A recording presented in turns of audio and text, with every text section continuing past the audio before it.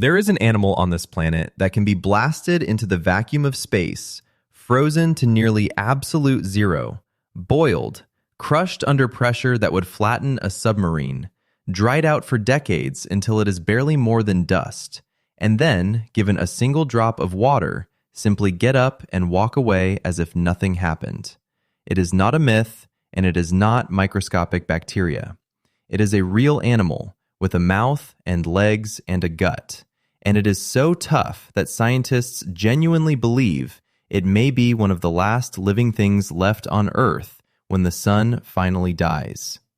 It is called a tardigrade, and it is about 0.5 millimeter long. Once you understand how it survives, you will realize it has done something stranger than just being tough. It has found a way to cheat death by briefly, almost, ceasing to be alive. Meet the creature first because it is oddly adorable. Tardigrades are often called water bears, and under a microscope you can see why. They look like tiny, plump, 8-legged bears, lumbering along on stubby, clawed legs with a round little snout.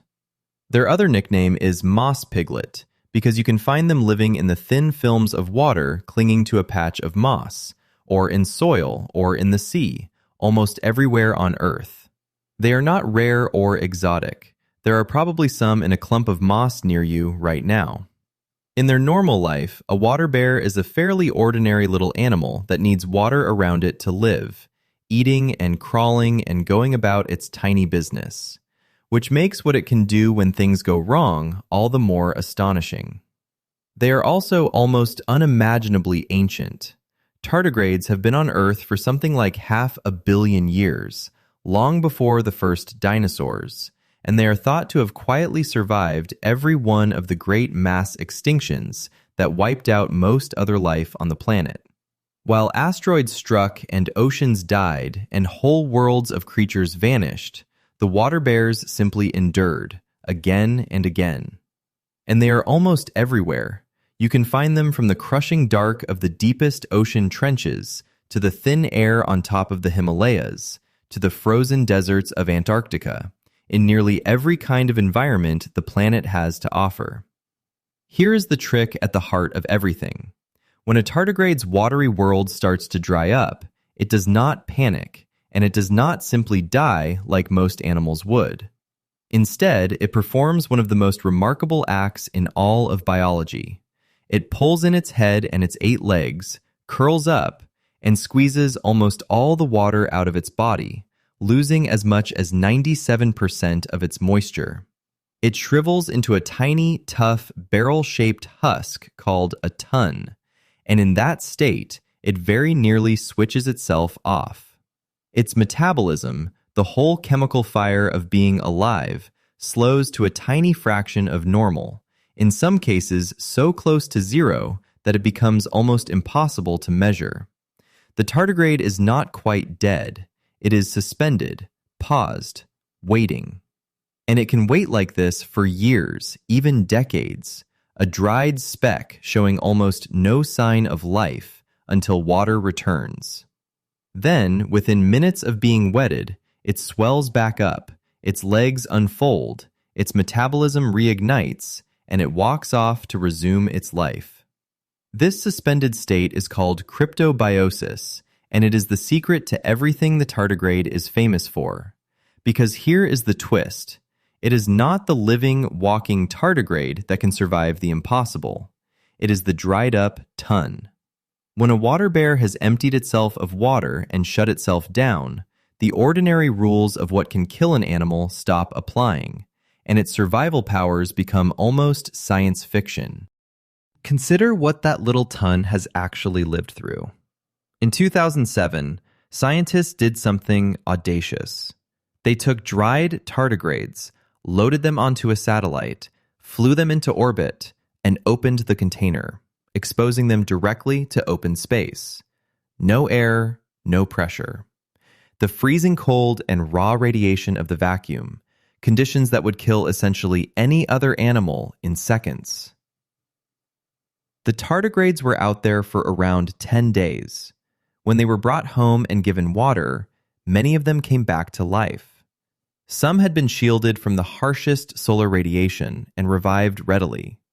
A tiny animal from a patch of moss had survived the naked vacuum of space and lived to tell about it. It remains one of the toughest things any animal has ever done. That is only the beginning of the list. In their dried state, tardigrades have endured temperatures plunging toward absolute zero, the coldest possible point in the universe. They have withstood brief blasts of extreme heat, pressures many times greater than the deepest ocean trench, and doses of radiation that would be lethal to almost anything else. How does a speck of an animal do this? Part of the answer is chemistry. As they dry out, tardigrades fill their cells with protective substances, including a special sugar that turns the inside of their cells into a kind of stable glass, locking their delicate machinery in place so it cannot be torn apart. They also make unique proteins found in no other animals, and one in particular, nicknamed DSUP for damage suppressor, wraps around their DNA and physically shields it from the radiation that would otherwise shred it. The tardigrade does not have thick armor or a tough shell. It survives by turning its own insides into protective glass and molecular shielding, and then waiting the danger out. Now, before this creature starts to sound like an indestructible superorganism, here is the honest and genuinely more interesting truth, the part a lot of breathless videos leave out.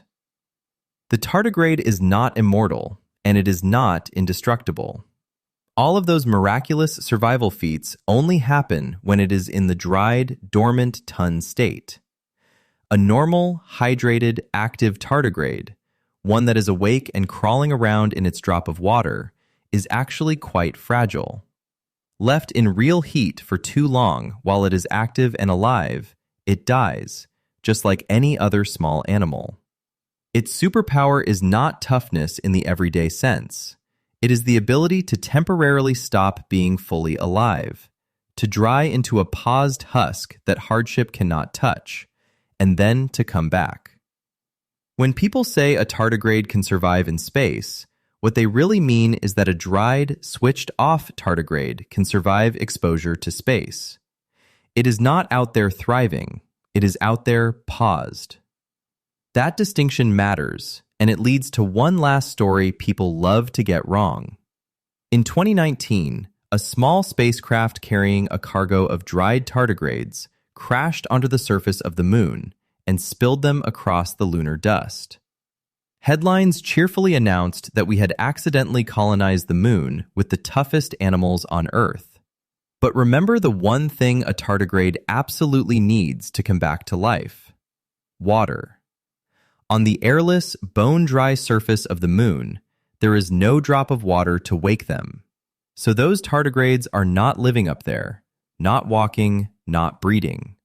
They are simply scattered, dormant husks, paused, perhaps forever, unless something someday adds water that will never come. Which is, in a way, the perfect final image of what this animal really is. Not a monster that cannot be killed, but a tiny creature that mastered the art of the pause, able to wait out the vacuum of space, the cold of the void, and the passage of decades, all by learning to switch itself almost off and trusting that one day the water might return. If that made a clump of moss look a little more incredible, stick around. Wonderling is all about the things that make you wonder.